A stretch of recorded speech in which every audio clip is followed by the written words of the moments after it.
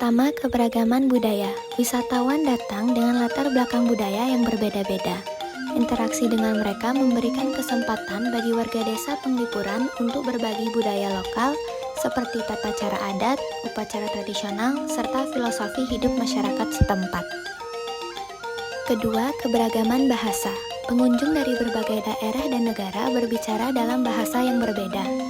Warga desa yang terbiasa berinteraksi dengan wisatawan belajar memahami berbagai bahasa dan menggunakan bahasa universal seperti bahasa Indonesia dan Inggris dalam berkomunikasi. Ketiga, keberagaman kebiasaan dan gaya hidup. Wisatawan membawa kebiasaan dan gaya hidup masing-masing yang bisa berbeda dengan masyarakat setempat. Namun, warga Penglipuran tetap bersikap ramah dan terbuka terhadap perbedaan tersebut tanpa kehilangan identitas mereka sendiri.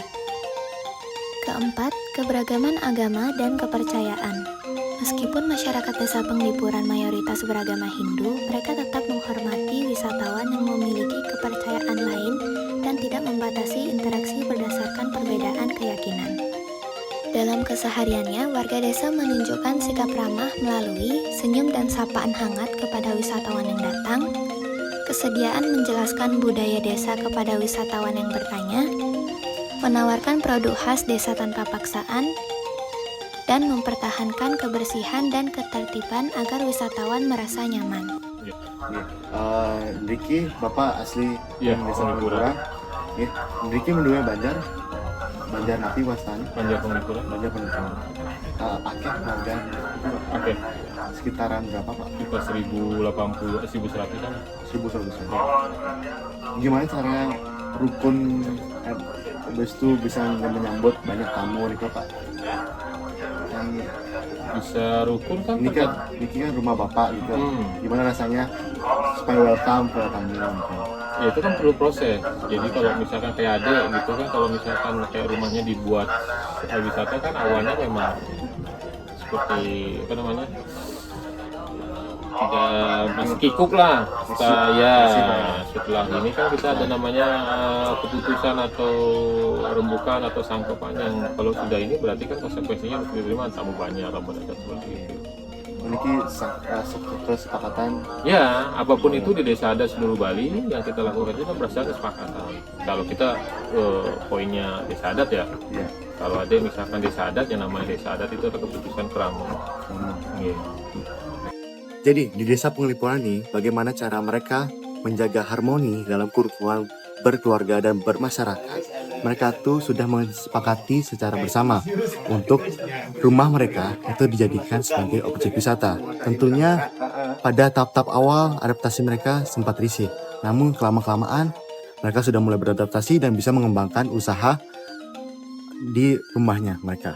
Itulah ada hubungannya, dan di sini juga sudah dituliskan pada aturan pengunjung untuk tetap bersopan dan berpakaian sopan dan berbicara sopan dan berperilaku sopan kepada masyarakat dan lingkungan di desa Penglipuran ini.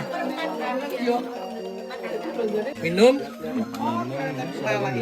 Jadi di desa Penglipuran ini terdapat barcode untuk pemberian kritik dan saran. Jadi di desa ini wisatawan bisa menilai dan memberi masukan pada desa ini sehingga bisa mengevaluasi untuk memberikan objek wisata yang lebih baik lagi.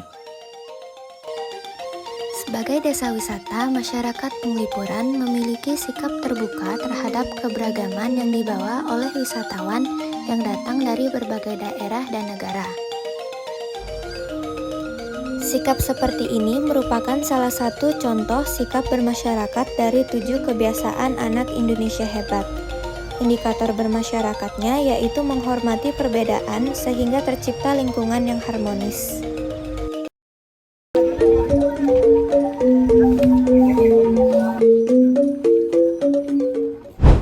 Panca yatnya terdiri dari kata panca dan yatnya. Panca berarti 5 dan yatnya berarti korban suci. Sehingga panca yatnya berarti 5 persembahan atau korban suci yang dilakukan dengan tulus ikhlas. Panca yatnya terdiri dari dewa yatnya, resi yatnya, pitra yatnya, manusia yatnya, dan buta yatnya. Sebelum berangkat, kita tidak lupa untuk sembahyang terlebih dahulu agar di perjalanan kita dilindungi oleh Sang Yang Widi Wasa. Saat di Desa Penglipuran, kita juga berdoa bersama sebelum memasuki area desa. Warga juga sangat menjaga area pura agar tetap suci, contohnya membuat aturan untuk masuk ke area pura. Meskipun bukan upacara, keduanya mencerminkan pengabdian yang tulus kepada Tuhan. Kita juga menerapkan fitriyatnya. Sebelum berangkat, kita memastikan untuk bersalaman dengan orang tua untuk menunjuk rasa hormat kita terhadap orang tua sebelum pergi dari rumah. Tindakan ini mencerminkan rasa terima kasih, penghargaan, dan kesadaran akan peran orang tua dalam kehidupan kita. Sebelum memasuki desa, kita juga sempat berdiskusi dan berdoa dengan dipimpin wali kelas kami. Dan kita juga sempat bersalaman dengan wali kelas kami. Ini merupakan bentuk penghormatan dan menghargai peran guru dalam mengarahkan kami ke jalan yang benar. Masyarakat di Desa Penglipuran rutin membersihkan dan merawat lingkungan mereka agar tetap bersih dan asri. Ini artinya mereka menerapkan budayanya dalam bentuk menetralkan dan mengharmoniskan kekuatan alam semesta. Di Desa Penglipuran, kita juga saling membantu antar teman. Menolong teman merupakan bentuk pengabdian yang mencerminkan kasih sayang dan empati. Ini mengajarkan kita untuk hidup berdampingan, saling membantu, dan membangun hubungan harmonis yang saling menghargai, yang merupakan inti dari ajaran manusianya.